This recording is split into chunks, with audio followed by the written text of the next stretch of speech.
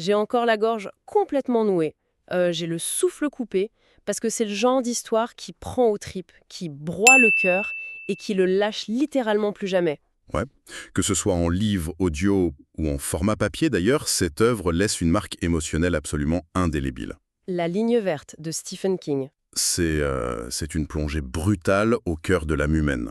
On y explore cette friction où la cruauté institutionnalisée affronte la pureté absolue dans ce qu'elle a de plus vulnérable. Écrasant. Au centre de ce maelstrom, on a Paul Edgecombe, le gardien-chef respecté du couloir de la mort, et John Coffey, un détenu qui défie toute logique. Il suffit de se jeter dans l'instant, en fait. Les lourdes portes grincent, les chaînes cliquettent lourdement sur le lino, et un colosse noir de plus de 2 mètres, au regard complètement terrifié, fait son entrée dans le bloc des condamnés à mort. Un condamné accusé du viol et du meurtre atroce de 2 petites filles, mais qui s'avère avoir peur du noir, qui pleure continuellement, et qui possède un don littéralement divin, celui de guérir les vivants par simple imposition des mains. C'est complètement insensé, pas vrai, Elvien? Surtout quand la date de l'exécution approche inexorablement et que chaque seconde écoulée rapproche un véritable faiseur de miracles de la chaise électrique. Et c'est précisément pour ça qu'il faut vraiment plonger dans la mécanique de cet univers. Parce que l'histoire, elle se contente pas de raconter des faits, elle tend un miroir super implacable.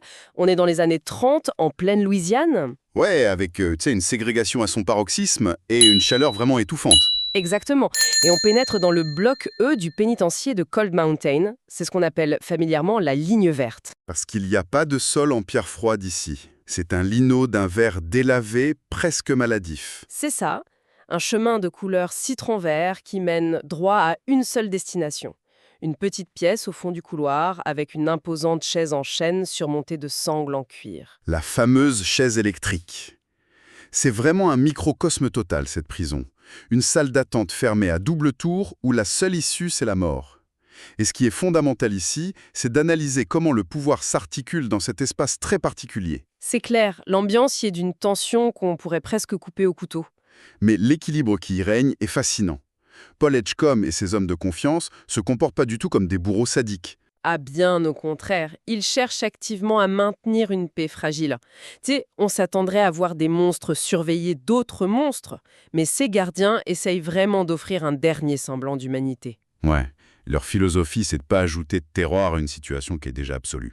Gérer la mort au quotidien, faut dire que c'est destructeur pour la psyché humaine. Et pour pas sombrer dans la folie ou la barbarie, ils s'accrochent à des règles strictes, presque rituelles, basées sur un respect mutuel avec les condamnés. Sauf que c'est un rempart extrêmement fragile.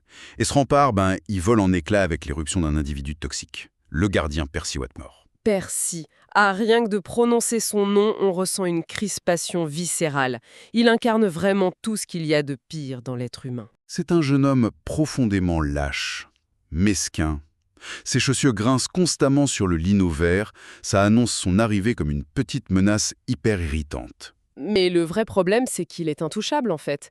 Il a des liens familiaux directs avec le gouverneur de l'État. Il n'est pas du tout là pour faire son travail ou maintenir l'ordre. Non, il est là parce qu'il cherche l'excitation morbide de voir des hommes mourir.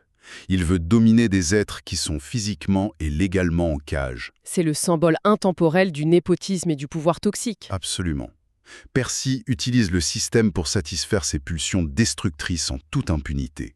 Il démontre avec une clarté glaçante que le véritable monstre porte pas toujours l'uniforme rayé des prisonniers. Parfois, le monstre porte l'insigne de la loi et détient les clés. C'est une inversion totale des valeurs morales. Et cette injustice institutionnelle prend une ampleur encore plus tragique quand on se penche sur le cas de John Coffey. Comment un tel homme, avec une telle douceur infantile, atterrit sur la ligne verte? La réponse est terrifiante de réalisme. La justice a juste été une farce macabre. Le parcours judiciaire de Coffey illustre la mécanique aveugle d'une société qui a besoin d'un coupable immédiat, sans chercher plus loin. Son propre avocat le méprise. L'homme censé être son dernier défenseur, face à la mort, le compare ouvertement à un chien enragé qu'il faudrait abattre pour le bien de tous. Et Coffey est noir. Il est doté d'une carrure titanesque et il est retrouvé en larmes avec les corps ensanglantés des 2 petites filles dans les bras. Dans la Louisiane des années 30, le verdict est tombé avant même que le juge ne prenne place. Il n'y a eu aucune investigation sérieuse. Le procès était expéditif, une simple formalité pour apaiser une foule qui réclamait du sang. Et c'est là que ça rejoint la réalité avec une brutalité qui coupe le souffle. Ce scénario rappelle inévitablement l'histoire vraie et tragique de George Stinney Jr. C'est une comparaison tellement essentielle. George Stinney Jr. était un enfant noir de 14 ans, exécuté en Caroline du Sud en 1944. 14 ans, c'est à peine croyable. C'est la réalité historique d'un système broyeur. Le garçon pesait à peine 40 kilos. Son procès a duré moins de 2 heures et le jury a délibéré en quelques minutes seulement. C'est effroyable. Le jour de son exécution, le casque de la chaise électrique était beaucoup trop grand pour sa petite tête d'enfant. Ouais, il a fallu utiliser un annuaire téléphonique pour le surélever sur le siège. La trajectoire de John Coffey fait écho en cette même agonie. L'agonie d'un système aveuglé par les préjugés raciaux et la précipitation, où l'apparence physique suffit à criminaliser un individu. Il est le coupable idéal forgé par les peurs d'une époque. Et c'est justement ce contraste inouï entre son apparence terrifiante et sa nature profonde qui rend la suite des événements si vertigineuse. Parce qu'on est dans un lieu dominé par l'agonie et la froideur administrative. Et Paul Edgecombe lui-même traverse une période de souffrance physique extrême. Il est rongé par une infection urinaire d'une violence inouïe, le genre de douleur qui plie un homme en deux à chaque pas, lui donnant l'impression d'uriner des lames de rasoir. Et cette douleur le rend faillible, épuisé et surtout très vulnérable. C'est dans ce moment de faiblesse absolue, lors d'une simple ronde devant la cellule de Coffey, que les lois de la physique s'effondrent. Coffey passe ses bras immenses à travers les barreaux et agrippe Paul. Et là, c'est un moment d'une intensité folle. Il y a ce contact, cette secousse fulgurante. Coffey pose ses mains sur l'aine de Paul. Il y a une lumière aveuglante, une chaleur irréelle. Et soudainement, Coffey se met à convulser. Il lutte contre une force invisible, la bouche grande ouverte, et il recrache un nuage dense de moucherons noirs. Ces insectes volent frénétiquement, avant de devenir blancs et de se désintégrer complètement dans l'air. En une fraction de seconde, le mal physique est aspiré hors du corps de Paul. La douleur disparaît totalement. Ce miracle soulève un paradoxe philosophique incroyable. Le gouvernement, en institutionnalisant la chaise électrique, s'arroge le droit de jouer à être Dieu. Une bureaucratie froide décide qui a le droit de respirer et qui doit mourir. Or, face à cette machine de mort, un œuvre rejeté par la société détient le véritable pouvoir divin, le pouvoir de restaurer la santé, d'absorber la souffrance et de donner la vie. C'est une collision frontale. L'institution humaine détruit tandis que le rebut de cette même institution guérit. Mais évidemment, la lumière finit toujours par attirer les prédateurs. Et ce prédateur s'appelle William Wharton, ou Wild Bill. L'arrivée de Wharton introduit une nouvelle dynamique de terreur. Si Percy, c'est la lâcheté, Wharton incarne le chaos absolu. Il est imprévisible, sauvage. Dès qu'il descend du fourgon, il élabore un piège. Il simule une profonde léthargie, laissant croire aux gardiens qu'il est lourdement tranquillisé. Les gardiens baissent leur garde une seconde. Et d'un coup, il explose avec une violence animale, utilisant la chaîne de ses menottes pour tenter d'étrangler mortellement un des collègues de Paul. Pendant que Paul et ses hommes risquent leur vie pour maîtriser ce forcené, devine ce que fait Percy Wetmore, lui qui se targue de son autorité. Il se fige. La terreur le paralyse à un tel point qu'il en urine dans son pantalon devant tout le monde. Son masque de domination s'effrite instantanément. Mais un ego meurtri cherche toujours à se venger sur plus faible que soi. Il va cibler l'élément le plus inoffensif et le plus poétique de la prison. Une petite souris. Un autre condamné, un Français nommé Édouard Delacroix, a apprivoisé cette souris d'une intelligence remarquable qu'il a nommée Mr. Jingles. Et Percy, par pure cruauté gratuite, profite d'un instant où la souris s'éloigne pour l'écraser violemment sous sa botte lourde. C'est d'une bassesse révoltante. Le hurlement de Delacroix dans sa cellule est insoutenable. C'est la destruction délibérée de l'innocence. Mais, dans ces ténèbres, le miracle frappe à nouveau. Coffey implore qu'on lui donne la souris. Paul dépose le petit corps brisé dans les mains gigantesques de Coffey. Et sous les yeux ébahis des gardiens, le phénomène recommence. La lumière, la toux, la secousse, Coffey ouvre ses mains et Mr. Jingles se redresse, bien vivant. À cet instant, un séisme cognitif s'opère dans l'esprit de Paul. Il prend conscience d'une vérité absolue.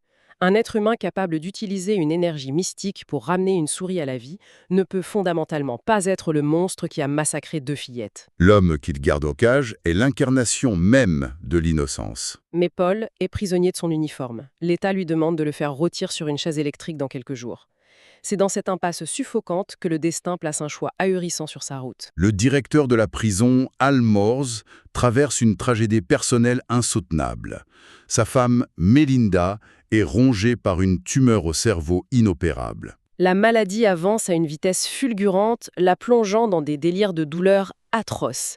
Face à ça, Paul propose à ses collègues le plan le plus fou et illégal possible. Faire sortir John Coffey de la prison en pleine nuit pour sauver la femme de leur patron. Ils font le choix de transgresser la loi des hommes pour se soumettre au devoir d'utiliser ce miracle pour sauver une vie innocente. Mais la mécanique de cette évasion est une bombe à retardement. La moindre erreur, et c'est la fin. Ils doivent d'abord neutraliser White Bill Wharton en lui donnant une dose massive de somnifères dans un soda. Ensuite, il y a la menace sournoise, Percy. S'il voit ça, il les dénoncera. Alors il renverse le rapport de force. Ils organisent une mutinerie expéditive. Ils se jettent sur Percy, le jettent dans une camisole de force, lui scotchent la bouche et l'enferment dans la cellule d'isolement. Imagine un instant la tension. Ces gardiens qui escortent un géant condamné à mort en dehors des murs du pénitencier, dans le silence lourd de la nuit en Louisiane. Et l'expédition touche au but. John Coffey pénètre dans la chambre de Melinda. Il se penche sur elle, et cette fois, il pose ses lèvres sur les siennes. Et là, le miracle opère avec une puissance terrifiante. Il aspire littéralement le cancer hors de son crâne. En un instant, Melinda est totalement guérie. Sauf que cette fois-ci, l'horreur frappe de plein fouet. Contrairement aux fois précédentes, Coffey ne recrache pas les moucherons noirs. Il vacille, son corps se crispe. Il garde cette obscurité toxique emprisonnée dans ses poumons. Il s'étouffe de l'intérieur, terrassé par la violence de cette tumeur. Les gardiens doivent le recharger dans le camion en urgence et foncer à travers la nuit noire pour le ramener dans sa cellule. Une fois de retour, la terreur change de nature. Que va faire ce géant de cette force destructrice emmagasinée en lui? Sur qui va-t-il relâcher ce poison? C'est un suspense insoutenable. Face à ce sacrifice, sachant avec une certitude absolue que Coffey est un innocent miraculeux, comment Paul va-t-il trouver la force d'ordonner la mise à mort? Comment ordonner la mise à mort de l'innocence sans perdre son âme au passage? Pour vivre l'intensité de ce dénouement insoutenable, il n'y a pas d'autre choix que de se plonger corps et âme dans cette histoire magistrale. Absolument. Mais avant de clôturer, il y a une dernière pensée à ruminer en silence. On considère toujours que la mort est la peine capitale? Mais si le véritable supplice n'était pas de mourir sur une chaise électrique? Et si le vrai fardeau était de survivre éternellement à tout ce qu'on aime, enfermé dans la prison de ses propres souvenirs? Et si l'immortalité était, au fond, la pire des condamnations? Tiens, justement, ça me fait penser, j'ai une bonne nouvelle pour vous qui nous écoutez. Ce livre est disponible sur Audible et vous pouvez le récupérer gratuitement en cliquant sur le premier lien dans la description.